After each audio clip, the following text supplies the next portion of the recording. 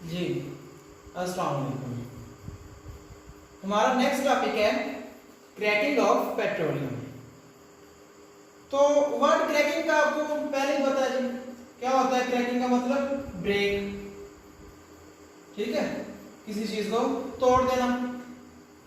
तो cracking of petroleum से क्या मुराद हुआ कि जो पेट्रोलियम है आपके पास, जो आपके पास ऑयल होता है, आप जमीन से निकालते हैं क्रूड ऑयल, उसको क्रैक कर देना, उसको तोड़ देना डिफरेंट कंपोनेंट्स में। अब बात ये आती है कि हम क्रैकिंग करते क्यों हैं। यहां पर एक छोटा सा कंसेप्ट है, पहले वो क्लियर कर लें कि देखिए आपके पास पेट्रोलियम है, ठीक है, इसको जब हम यूज करते हैं, इसको हम जब रिफाइन करते हैं तो इसके डिफरेंट कंपोनेंट्स बन जाते हैं। आपने पढ़ा है इससे क्या निकल आता है जी, नेचुरल गैस, ठीक है, नेचुरल गैस आ जाती है इसके अंदर से, खारिज हो जाती है या सेपरेट हो जाती है। फिर इसके अलावा इसके अंदर से गैसोलीन आप कह लें, ठीक है, गैसोलीन, गैसोलीन किसे कहते हैं, पेट्रोल को। तो पेट्रोल वगैरह खारिज हो जाता है, वो सेपरेट हो जाता है। इसके अलावा और कौन से होंगे, आपके पास डीजल है, ये आ जाता है।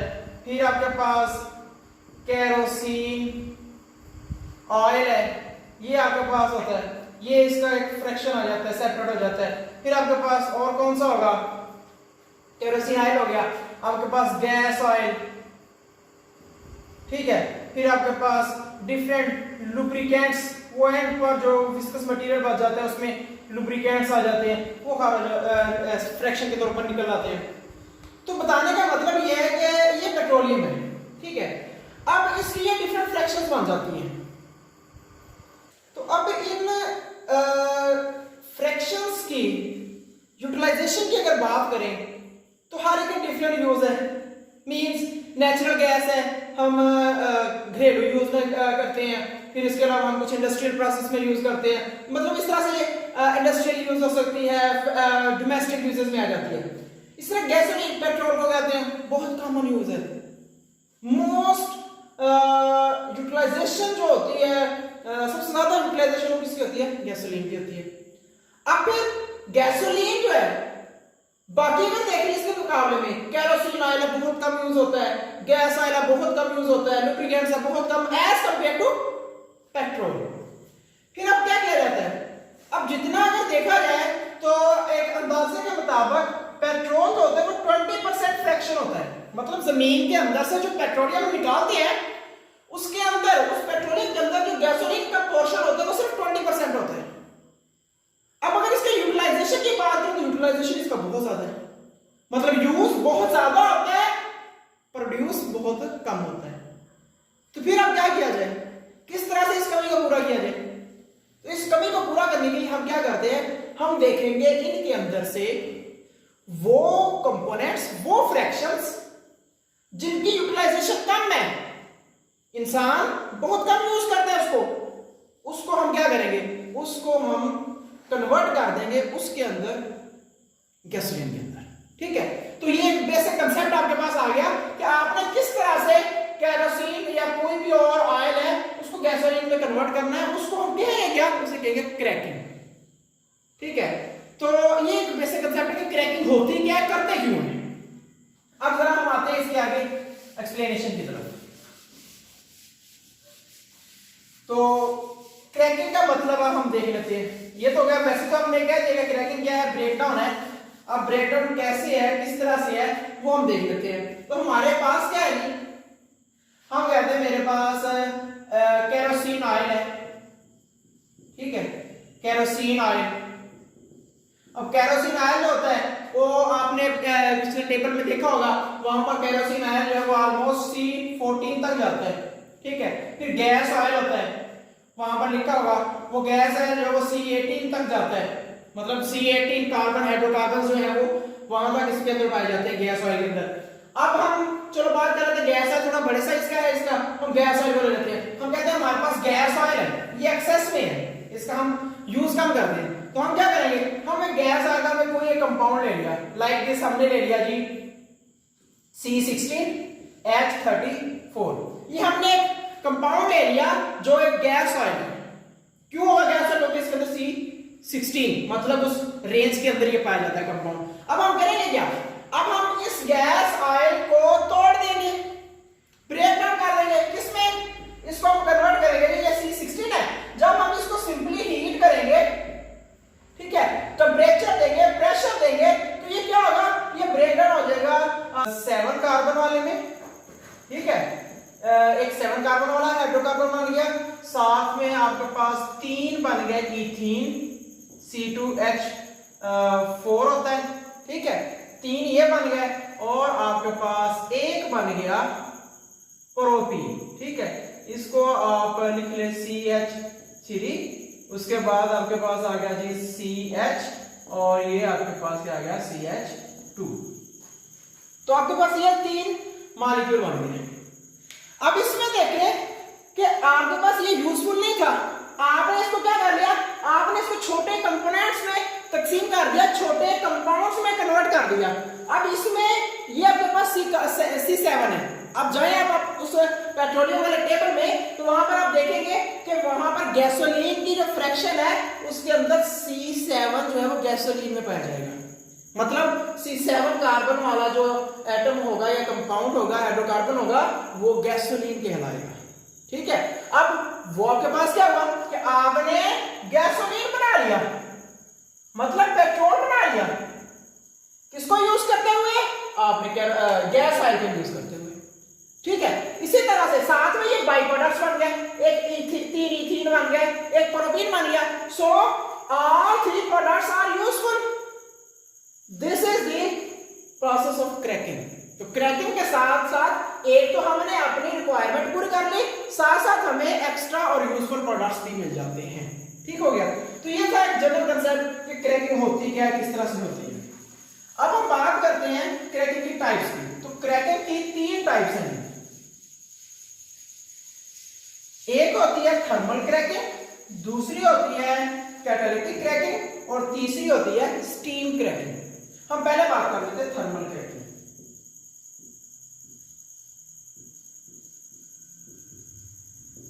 अब जो थर्मल क्रैकिंग है ये किसे कहते हैं? सिंपल नाम से पता चल रहा है क्या होता है। थर्मल का मतलब क्या होता है? हीट। दैट मींस ये ऐसी क्रैकिंग होगी जिसमें हम हीट की मदद से पेट्रोलियम कंपाउंड जो होगा, प्रोडक्ट होगा, उसको तोड़ेंगे छोटे कंपाउंड्स में, ठीक है। तो this is the cracking done through heat, ठीक है। तो इसमें हमारे पास क्या होता है कि इस क्रैकिंग में ऑलमोस्ट जो हीट का रेंज होती है वो 900 डिग्री तक जाता है।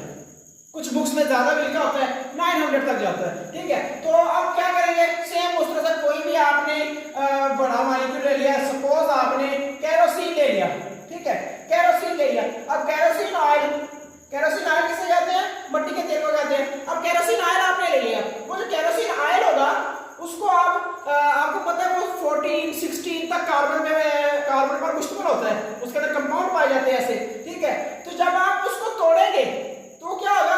वो छोटे कंपोनेंट्स में कन्वर्ट होना शुरू हो जाएगा। अब अगर इसको आप हीट की मदद से टेंपरेचर देकर और प्रेशर देकर उसको आप तोड़ेंगे तो वो क्या कहलाएगा? थर्मल क्रैकिंग, ठीक है। तो ये एक सिंपल सा कांसेप्ट आ गया थर्मल क्रैकिंग क्या होती है। इसके मेन प्रोडक्ट्स देख ले। इसके अंदर जो यूजफुल प्रोडक्ट्स हासिल होते हैं, पेट्रोल तो हमारे पास आएगा ही आएगा।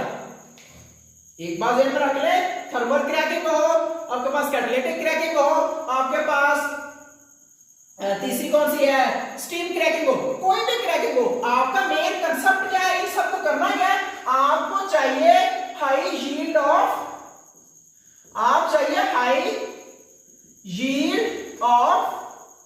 पेट्रोल, क्योंकि पेट्रोल का यूज बहुत ज्यादा है, तो आपको हाई यील्ड ऑफ पेट्रोल चाहिए, ठीक है। तो आप क्या करेंगे? तो आपका मतलब क्या हो यहाँ कि क्रैकिंग के नतीजे में पेट्रोल तो बनना ही बनना है।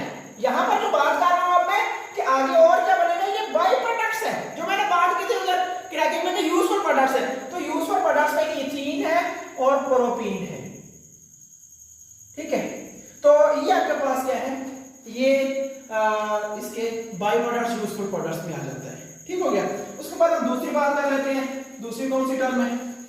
टाइप कौन सी है, वो आपके पास है कैटालिटिक क्रैकिंग। नाम से दार कर रहा है ये भी कि कैटालिटिक क्रैकिंग क्या होगी। ठीक है, हमारे पास है कैटालिटिक क्रैकिंग। ठीक है, इसमें होगा क्या, हम कैटलिस्ट का इस्तेमाल करेंगे। कैटलिस्ट होगा कौन सा कैटलिस्ट हो सकता है, Al2O3 होगा या आपके पास है SiO2। तो ये दो आपके पास क्या है, ये दो आपके पास मेन कैटालिटिक एजेंट्स हैं जिनकी मदद से आप क्या कर सकते हैं, आप क्रैकिंग कर सकते हैं। ठीक है, आप इनको नाम जरा याद रख लें। इसको हम वैसे एल्यूमिनियम ऑक्साइड कहेंगे, इसे आप एल्यूमिना भी कहते हैं। ठीक है, ये सिलिकॉन डाइऑक्साइड है, इसे आप सिलिका भी कहते हैं। ये इनके नेम्स जरा याद रख लें। तो these two catalyst are used for catalytic cracking. अब कैटालिटिक क्रैकिंग होगी क्या, आपको पता होगा कैटालिस्ट क्या होता है। कैटालिस्ट क्या होता है, आप क्या कहते हैं, कैटलिस्ट क्या है, आप कहते हैं it is a chemical compound that speed up a chemical reaction but do not take part itself. ये एक ऐसा केमिकल कंपाउंड है जो किसी रिएक्शन में हिस्सा तो लेता है, उस रिएक्शन को स्पीड अप तो कर देता है, लेकिन उसके अंदर खुद यूज नहीं होता। मतलब ये नहीं है कि कैटलिस्ट जो है वो उसके अंदर इन्वॉल्व होकर खुद एक प्रोडक्ट की शक्ल में, नहीं, ऐसा नहीं होता। तो इसका मतलब क्या हुआ, कैटलिस्ट क्या करता है, कैटलिस्ट स्पीड अप रिएक्शन।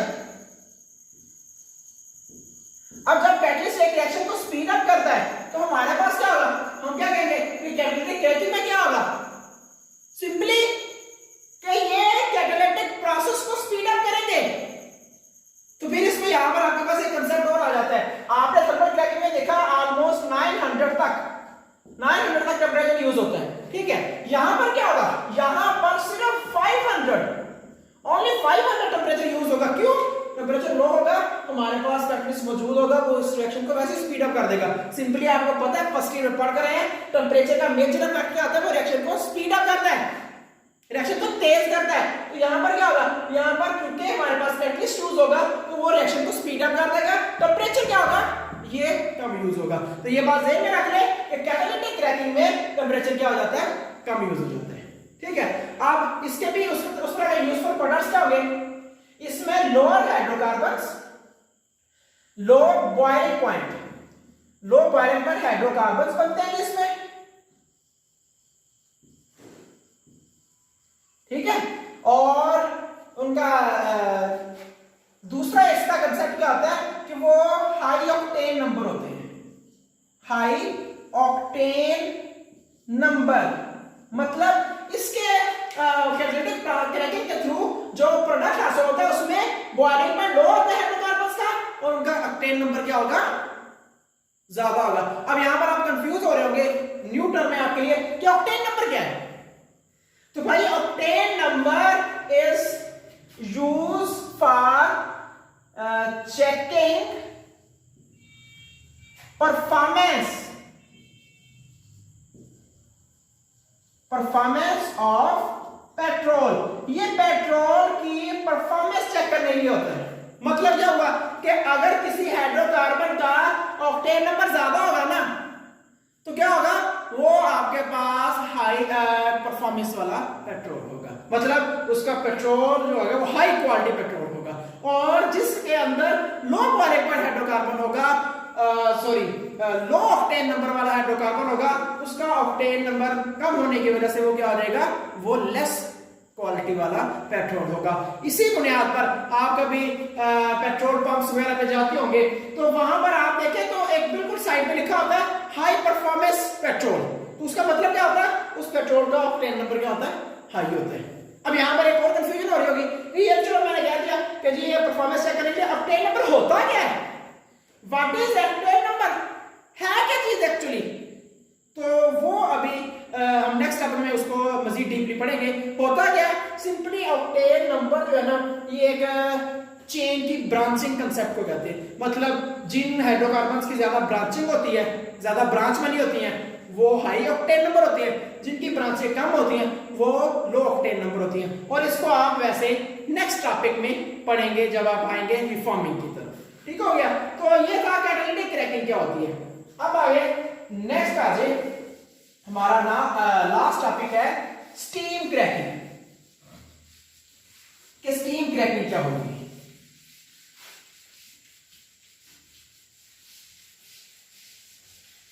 ठीक है, अब स्टीम क्रैकिंग के अंदर नाम से फिर ज़ाहिर होता है स्टीम क्रैकिंग क्या है जी। स्टीम आपको पता है क्या है, gaseous form of water. Gaseous water, अब ऐसे मैं लिख देता हूं कि गैशियस फॉर्म में जो वाटर होता है, मतलब जब वाटर गैस बना होता है उसे हम क्या कहते हैं, स्टीम।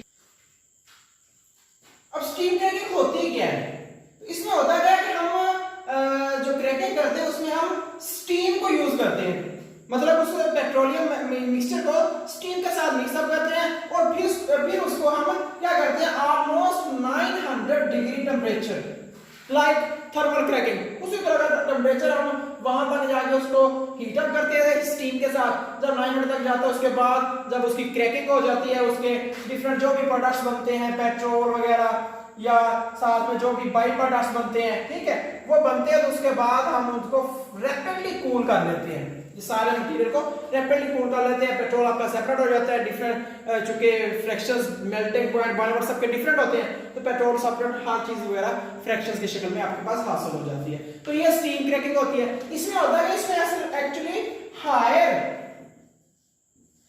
हाइड्रोकार्बन्स कौन से होते हैं, लाइक जैसे जिसके अंदर कुछ 10 कार्बन है, 15 कार्बन है, 20 कार्बन है, ये तो बड़े कार्बन नंबर वाले हाइड्रोकार्बन जो हैं उनकी क्रैकिंग की हम बात करते हैं इसके साथ साथ। ठीक है, और इसके नतीजे में जो प्रोडक्ट्स बनते हैं सेम उसी तरह से वो क्या होते हैं, आपके पास ईथीन वगैरह हो जाता है, ठीक है, और प्रोपीन वगैरह, और इस तरह के कुछ और बाई प्रोडक्ट्स वगैरह बन जाते हैं, बेंजीन वगैरह भी बनते हैं। तो ये तो आपके पास ओवरऑल आ गया टाइप्स होगी क्रैकिंग की, स्टीम क्रैकिंग या स्टीम क्रैकिंग हो गया, थर्मल क्रैकिंग होती क्या, ये हमने सारा प्रोसीजर पढ़ लिया। ठीक है, तो ओवरऑल हमारे पास यहाँ पर एक कंसेप्ट साथ में क्या है कि साथ साथ बाई प्रोडक्ट्स भी बनते हैं। अब उन बाई प्रोडक्ट्स का क्या यूज है, लाइक इथीन बन गया, प्रोपीन बन गया, कुछ प्रोसेस के दरमियान इनमें बेंजीन भी बन जाता होता है। ठीक है, कुछ क्रैकिंग्स में इनका कभी स्टीम क्रैकिंग में बेंजीन वगैरह बन जाता है या ब्यूटीन बन जाता है। तो मतलब ये सारे हाइड्रोकार्बन से ऐसा बाई प्रोडक्ट है, ये पेट्रोल तो नहीं है, पेट्रोल तो स्टार्ट ही जाके 5-6 कार्बन से होता है। ठीक है, तो वो अब वो तो नहीं है, फिर इसका क्या यूज होता है, इनका क्या है, फिर इनको हम इंडस्ट्री के अंदर दूसरे कोई प्रोडक्ट्स बनाने के लिए, जैसे फर्टिलाइजर इंडस्ट्रीज में हो गया या केमिकल इंडस्ट्रीज में होगा, दूसरे प्रोडक्ट्स की प्रोडक्शन में as a raw material, as a chemical agent, chemical reactions के लिए हम इनको यूज करते हैं। ठीक है, तो ये इसका बेनिफिट आ जाता है। तो ये हमारे पास ओवरऑल कंसेप्ट था जी, क्रैकिंग क्या होती है, उसकी टाइप्स वगैरह क्या होती है। अब नेक्स्ट हमारे पास क्रैकिंग का कंसेप्ट सारा क्लियर हो गया है, टॉपिक कंप्लीट हो गया है। साथ हमारे पास इसके साथ एक अटैच टॉपिक होता है रिफार्मिंग ऑफ पेट्रोल। यहाँ पर एक चीज और क्लियर कर लें, एक लफ्ज होता है रिफाइनिंग, एक है रिफार्मिंग। ठीक है, ये रिफार्मिंग, तो ये रिफार्मिंग है, रिफाइनिंग नहीं है। रिफाइनिंग का मतलब होता है जब आपने उसको जमीन के अंदर से निकाला है पेट्रोलियम मटेरियल को, क्रूड ऑयल को, तो उसके डिफरेंट कंपोनेंट्स को कन्वर्ट करना, उसमें फ्रैक्शन में सेपरेट करना, वो रिफाइनिंग होता है। वो क्या होता है, रिफाइनिंग। ठीक है, तो ये है रिफार्मिंग, ये रिफार्मिंग है, ये बिल्कुल टोटली क्या है, इससे डिफरेंट कंसेप्ट है, इनको सेम नहीं कंसिडर करना। ठीक है, तो हम इनको देख लेते हैं जी, रिफार्मिंग ऑफ पेट्रोल से क्या मानते हैं। रिफार्मिंग ऑफ पेट्रोल, ये आपने थोड़ा सा इसको टच आपने इसी टॉपिक में क्रैकिंग में पढ़ लिया है, अभी हम इसको क्लियर करते हैं। रिफार्मिंग का मतलब क्या होता है। अच्छा, आप अगर देखें कि अक्सर जब आप बाइक वगैरह पे जाते हैं ना, या कार वगैरह आपने यूज किया है, तो आप किसी पेट्रोल पंप से पेट्रोल डलवा लेते हैं। ठीक है, आप सफर कर रहे हैं, सफर के दौरान ऐसा क्या होता है कि आपका जो इंजन होता है ना, वो ऐसी अजीब सी ना नॉकिंग सी, जैसे नॉक करना होता है, छोटी सी, ये नॉकिंग साउंड प्रोड्यूस करना शुरू कर देता है। तो वो नॉकिंग साउंड जो होती है ना, वो क्या होती है, वो ये शो कर रही होती है कि जैसे पेट्रोल खत्म हो गया है। जैसे आप पेट्रोल जनरली खत्म होता है मोटरसाइकिल से, तो वो अजीब सी एक रिदमिक वॉइस सी प्रोड्यूस करता है। सेम उसी तरह की नॉकिंग सी प्रोड्यूस हो जाती है, हालांकि उसके अंदर पेट्रोल मौजूद होता है, ठीक है, उस कार या बाइक के अंदर पेट्रोल होता है, उसके बावजूद वो नॉकिंग प्रोड्यूस करता है। तो फिर ये वो वाली नॉकिंग तो ना हुई, या वो वाली साउंड तो ना आई जिसके मतलब ये हो कि वो पेट्रोल खत्म हो गया, पेट्रोल उसके अंदर है इंजन के अंदर, तो ये नॉकिंग क्यों प्रोड्यूस हुई है, उसकी वजह क्या आती है। तो नॉकिंग जो होती है ना, नॉकिंग जो होती है, knocking is produced due to low performance petrol. जो पेट्रोल होता है या जो ऑयल होता है वो लो परफॉर्मेंस पेट्रोल ऑयल होने की वजह से नॉकिंग प्रोड्यूस होती है, ठीक है, ये बात क्लियर कर रहे हैं। अब लो परफॉर्मेंस क्या होता है, हाई परफॉर्मेंस मतलब छोटा सा हमने अभी टच पढ़ा कि हमने कहा था कि लो परफॉर्मिंग किसे कहते हैं, पिछले टॉपिक में हमने देखा कि लो परफॉर्मिंग हम कहते हैं कि जिसके अंदर क्या हो, लो ऑक्टेन नंबर हो, ऑक्टेन नंबर क्या हो, कम हो, वो लो परफॉर्मिंग पेट्रोल होगा या लो क्वालिटी पेट्रोल होगा, ठीक है। और अगर ऑक्टेन नंबर ज्यादा आ जाए मतलब हाई हो जाए तो उसे आप क्या कहते हैं, हाई क्वालिटी पेट्रोल या हाई परफॉर्मिंग पेट्रोल। अब इन दोनों में क्या डिफरेंस है, लो क्वालिटी ऑक्टेन नंबर या हाई ऑक्टेन नंबर, इनका क्या कंसेप्ट है, इसको हमने अभी देखना है, ठीक है। तो अभी देख लेते हैं जी इसको। इसी लो क्वालिटी पेट्रोल को हाई क्वालिटी पेट्रोल में कन्वर्ट करने का मतलब ही रिफॉर्मिंग है, ठीक है। तो पहले हम देख लेते हैं कि लो ऑक्टेन नंबर और हाई ऑक्टेन नंबर में क्या फर्क होता है, ठीक है। लेट्स सपोज आपके पास एक कंपाउंड है CH3CH2, ठीक है, यहां पर मैंने 6 लगा दिया, इसका मतलब क्या है, एक कार्बन है ये, 6 कार्बन है ये, 7 और एक और मैंने लगा दिया CH3, 8 कार्बन नंबर है इसका कंपाउंड का, और ये कहलाता है जी N ऑक्टेन, ठीक है। N ऑक्टेन मतलब नॉर्मल ऑक्टेन, एक स्ट्रेट चेन है, बिल्कुल स्ट्रेट चेन, ये 6 के 6 कार्बन के जो मिथाइलिन ग्रुप लगे हुए हैं, ये इस चेन को जाहिर करेंगे, बिल्कुल स्ट्रेट चेन है, ठीक है। आपने इसके अंदर टेम्परेचर किया या हीट अप किया, कुछ भी आपने इस तरह का प्रोसेस किया, टेम्परेचर वगैरह लगा दिया या कुछ भी लगा दिया, तो क्या हुआ, ये कन्वर्ट हो गया किसमें, ये कन्वर्ट हो गया जी CH3C345, ठीक है। एक इधर लगा दें CH3, एक लगा दें CH3 इधर, ठीक है। आपके पास एक ये आ गया, एक यहां पर CH3 लगा दें, और ये आपके पास एक कार्बन 3 है। ये तो आपको कॉमन पता होगा कि जो कार्बन होता है वो 4 बॉन्ड बनाता है, ठीक है। तो 4 बॉन्ड बनाता है, तो यहाँ इसलिए मैंने इस कार्बन के साथ कोई हाइड्रोजन नहीं लगाया, यहां पर इसके साथ 2 हाइड्रोजन लगेंगे क्योंकि इसके 2 बॉन्ड बने हुए हैं, ठीक है। यहां पर इस कार्बन के साथ 3 बॉन्ड बने हुए हैं, तो इसके साथ क्या होगा, एक H लगा दूंगा मैं, ठीक है। तो ये तो वैसे कॉमन सेंस में पता होना चाहिए, मैट्रिक लेवल की बात है कि कार्बन 4 बॉन्ड बनाता है, हमने ये जो हाइड्रोजन लगाने होते हैं इस कार्बन की वैलेंसी को पूरा करते हुए लगाने होते हैं, ठीक है। अब ये आपके पास क्या था, ये आपके पास था N ऑक्टेन, और ये आपके पास क्या बना, इसको कहते हैं, इसका नाम बता देता हूं, 2,2,4 ट्राई मिथाइल 1 2 3 4 5 पेंटेन। अब इस कंपाउंड का नाम क्या है, 2,2,4 tri methyl pentane. Tri methyl कैसे, एक मिथाइल ग्रुप ये लगा हुआ है, एक मिथाइल ग्रुप ये है, एक मिथाइल ग्रुप ये है, ट्राई मिथाइल हो गया। 2,2,4 ये असल में लोकेशन बात करते हैं, हम 8वें चैप्टर में पढ़ेंगे, इसलिए मैं इसको डिटेल में नहीं लेकर जा रहा, क्योंकि 8वें चैप्टर में आपके पास इसकी नॉमेनक्लेचर के नाम देने के, ये नाम कैसे लिखते हैं, एक फुल डिटेल टॉपिक मौजूद है, ठीक है।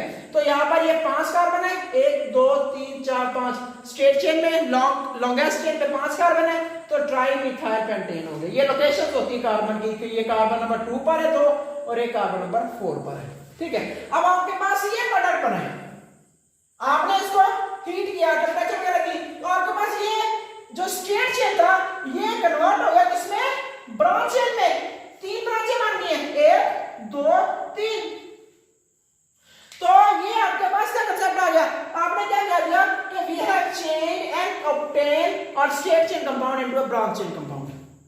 तो बस यही क्या है, इसी का नाम क्या है, रिफॉर्मिंग है। रिफॉर्मिंग क्या नाम है, हम कहते होते हैं जो स्ट्रेट चेन होते हैं ना, जो स्ट्रेट चेन हाइड्रोकार्बन्स होते हैं वो क्या होते हैं, वो लो ऑक्टेन कहलाते हैं, लो ऑक्टेन नंबर। ठीक है, मतलब अगर किसी हाइड्रोकार्बन, अब क्लियर कर ले ऑक्टेन नंबर क्या होता है, अगर किसी हाइड्रोकार्बन के अंदर ब्रांच नहीं होगी ना, आप उसको सिंपली क्या होगा, जीरो ऑक्टेन नंबर है, उसके अंदर ब्रांच नहीं, वो स्ट्रेट है। ठीक है, और अगर कोई ब्रांचिंग होगी तो उसका कोई ना कोई ऑक्टेन नंबर होगा, और जितनी ज्यादा ब्रांचिंग होगी उतना ज्यादा वो ऑक्टेन नंबर रखेगा। ठीक है, और जितनी ज्यादा ब्रांचिंग होगी उतना वो ज्यादा हाई क्वालिटी वाला पेट्रोल होगा। ठीक है, तो ये आपके पास कंसेप्ट आ गया कि ये आपके पास एक लो ऑक्टेन नंबर वाला कंपाउंड था, और आपने ये बना लिया एक high octane number, high octane number compound बना लिया। ठीक है, एक बात यहां और मैं बता दूं आपको कि ये जो कंपाउंड है 2,2,4 ट्राइमिथाइल पेंटेन, इसको हमने आर्बिट्रेरी तौर पर, आर्जी तौर पर इसका हमने कोई इसका फार्मूला नहीं है, इसका हमने आर्बिट्रेरी तौर पर ऑक्टेन नंबर कितना रखा हुआ है 100, और फिर हम इसी के साथ हम कहते हैं कि ये एक स्टैंडर्ड हम ले लेते हैं, मतलब आप कह लेंगे पेट्रोल में ये सबसे ज्यादा एफिशिएंसी और क्वालिटी वाला पेट्रोल होगा। ठीक है, जिसमें 8 कार्बन वाली ये ब्रांचिंग कंपाउंड ये मौजूद होगा। ठीक है, फिर इसके साथ कंपैरिजन करके हमने एक स्टैंडर्ड रख लिया, फिर बाकी हाइड्रोकार्बन या बाकी पेट्रोल के केमिकल कंपोनेंट्स को इसके साथ कंपेयर करके उनका ऑक्टेन नंबर निकाल लिया जाता है। ठीक है, तो ये है सारा प्रोसेस क्या, रिफॉर्मिंग का। अब जब आप ब्रांचिंग वाला यूज कर लेंगे, हाई ऑक्टेन नंबर वाला आप यूज कर लेंगे, तो वो जो नॉक है, वो जो नॉकिंग हम कह रहे थे शुरू में कि नॉकिंग होती है, वो इसकी वजह से होगी, उसकी वजह से नहीं होगी। क्यों नहीं होगी, क्योंकि उसकी बेसिक रीजन ये होती है कि जब आप एक स्ट्रेट चेन हाइड्रोकार्बन को यूज करते हैं ना, तो उससे इंजन के अंदर जो इग्निशन होती है, इग्निशन जो होती है इंजन के अंदर, वो क्या होती है, वो बहुत लो होती है, बहुत कम होती है स्ट्रेट चेन की वजह से। और जब ब्रांच चेन होता है वो ज्यादा एफिशिएंटली बर्न करता है, जब वो ज्यादा एफिशिएंटली बर्न करता है तो उसकी क्या होती है, उसकी बर्निंग ज्यादा होने की वजह से उसकी नॉकिंग जो है वो खत्म हो जाती है। ठीक है, तो ये कंसेप्ट है रिफॉर्मिंग का, कि रिफॉर्मिंग किसे कहते हैं। फिर इसके अलावा एक और यहाँ केमिकल होता है, आपकी बुक में लिखा हुआ है TEL, इसे पढ़ते होते हैं टेट्रा इथाइल लेड। ये केमिकल है आपकी बुक में दिया हुआ है, उसको हम कहते होते हैं एंटी नॉक एजेंट, वो एंटी नॉक एजेंट के तौर पर यूज होता है TEL। अब ये कैसे है जी, लिखते हैं टेट्रा इथाइल लेड है, तो इथाइल का फार्मूला होता है C2H5, 4 इथाइल हो गया, लेड का होता है जी PB। लो ये इसका फार्मूला आ गया TEL का, इसको हम यूज कर देते हैं एंटी नॉक एजेंट के तौर पर, मतलब रिफॉर्मिंग करने के लिए इसको हम यूज कर सकते हैं। मतलब अगर कोई स्ट्रेट चेन पे हाइड्रोकार्बन है, उसकी ब्रांचिंग करने के लिए हम इस केमिकल को यूज कर सकते हैं ना। यहाँ फार्मूले से, यहाँ इसकी डिटेल नहीं है कि ये कैसे ब्रांचिंग में कन्वर्ट करता है, लेकिन यहाँ फार्मूले से नजर आ रहा है आपको कि ये असल में CH3 CH2 PB, इसी तरह से CH3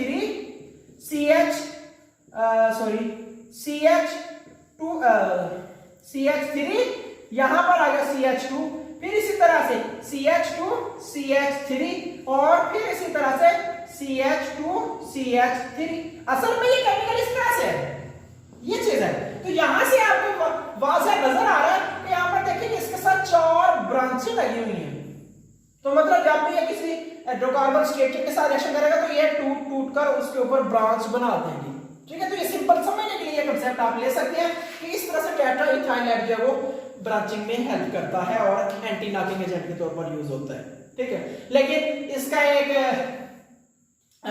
डिसएडवांटेज है जिस वजह से हम इसको यूज नहीं करते या बहुत कम यूज करते हैं, और वो डिसएडवांटेज क्या है। अब देखिए होता क्या है, जब ये बर्निंग करेगा तो ये लेड ऑक्साइड बना देगा।